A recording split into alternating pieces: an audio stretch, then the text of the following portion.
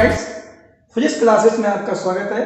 और फ्रेंड्स, आज हम क्लास 12th की फिजिक्स का जो चैप्टर नंबर 4 है, उस चैप्टर नंबर 4 में एक डेरिवेशन होता है वायो सेवर्ट का। तो वायो सेवर्ट, बायो और सेवर्ट एक साथ बोलते हैं, बट ये अपने दो वैज्ञानिक हैं, वायो और सेवर्ट। दोनों ने एक 1820 में एक नियम दिया था, और वो नियम ये दिया था कि अगर किसी चालक के चारों ओर, अगर कोई चालक है, उस चालक में हम धारा बहाते हैं और धारा बहाने पर इस चालक के चारों ओर एक चुंबकीय क्षेत्र पैदा होता है। चुंबकीय क्षेत्र पैदा होने पर वहां पर उन्होंने एक गणना की कि अगर इस चालक का हम कोई एक हिस्सा लेते हैं, छोटा सा हिस्सा ए वी, इसे हम अल्पांश कहेंगे, अल्पांश ए वी। अल्पांश ए वी जो है ना आपका, वो अल्पांश ए वी डीएल है, और इस डीएल अल्पांश के कारण हम स्मॉल आर दूरी पर, यहां दूरी हम स्मॉल आर ले लेते हैं, स्मॉल आर दूरी पर एक बिंदु पी लेते हैं, और बिंदु पी पर यदि हम विद्युत क्षेत्र की तीव्रता ज्ञात करते हैं तो उसे हम डीवी कहेंगे। यहां डीवी बोल दिया हमने इसको।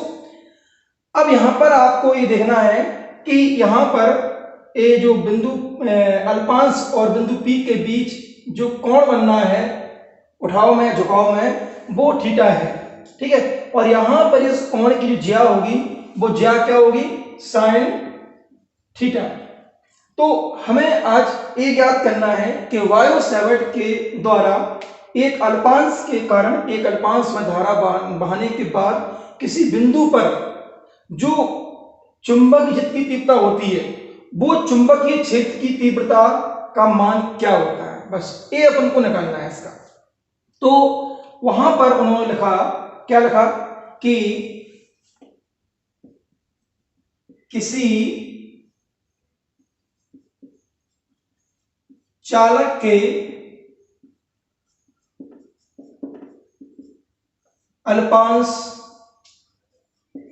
के कारण किसी बिंदु पर उत्पन्न विद्युत क्षेत्र की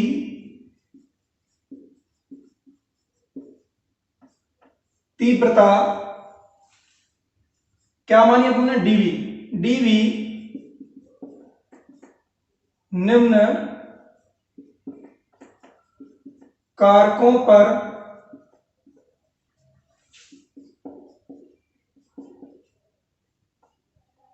निर्भर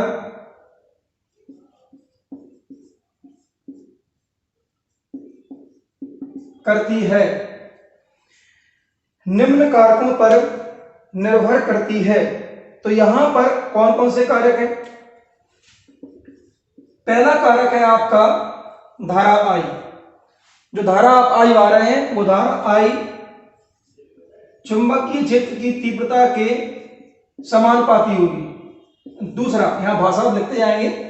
दूसरा, जो आपने अल्पांश की लंबाई ली है, वो अल्पांश की जो लंबाई है ना, वो लंबाई डीवी की कैसी होगी, समानुपाती होगी। ओके।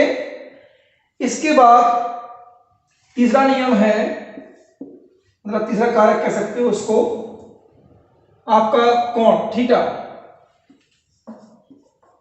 तो चुंबकीय क्षेत्र की तीव्रता साइन थीटा यानी कि ज्या के समानुपाती होती है, या आप लिख सकते हैं अनुक्रमानुपाती होती है। चौथा है अल्पांश से बिंदु P की दूरी।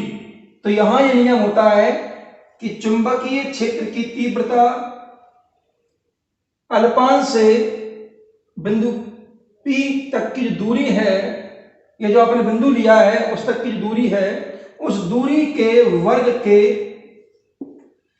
व्युत्क्रमानुपाती होती है। क्या? चुंबकीय क्षेत्र की तीव्रता। अब हम क्या करेंगे, इसके बाद इन चारों नियमों को मिला देंगे। अगर इन चारों नियमों से हम बात करें तो क्या बन जाएगा, डीवी समानुपाती I DL sine theta upon R square. Okay.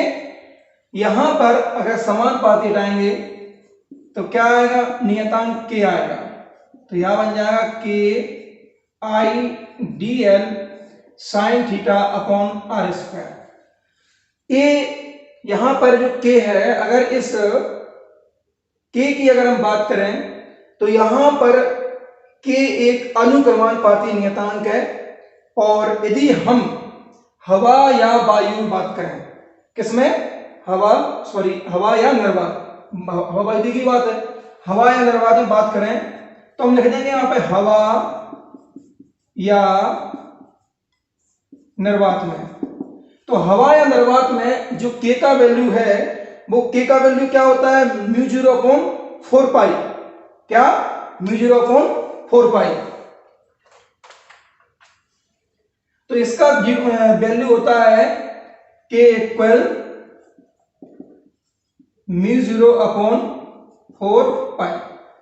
Okay, अब ये वैल्यू यहां पुटअप कर देंगे तो क्या हो जाएगा, डीवी इक्वल के की वैल्यू पुटअप करेंगे तो म्यू 0/4 पाई इंटू क्या आएगा, आई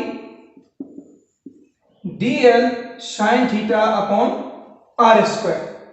ओके, अब यहां पर अगर इकाई की बात की जाए तो इसकी इकाई होती है न्यूटन एम्पियर गुणा मीटर, न्यूटन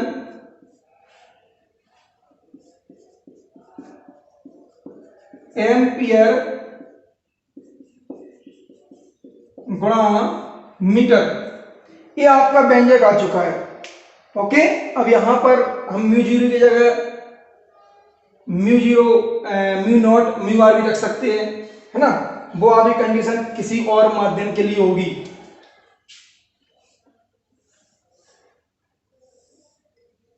ओके, तो ये आपका व्यंजक आ चुका है, इसे हम लाप्लास का नियम भी कहते हैं।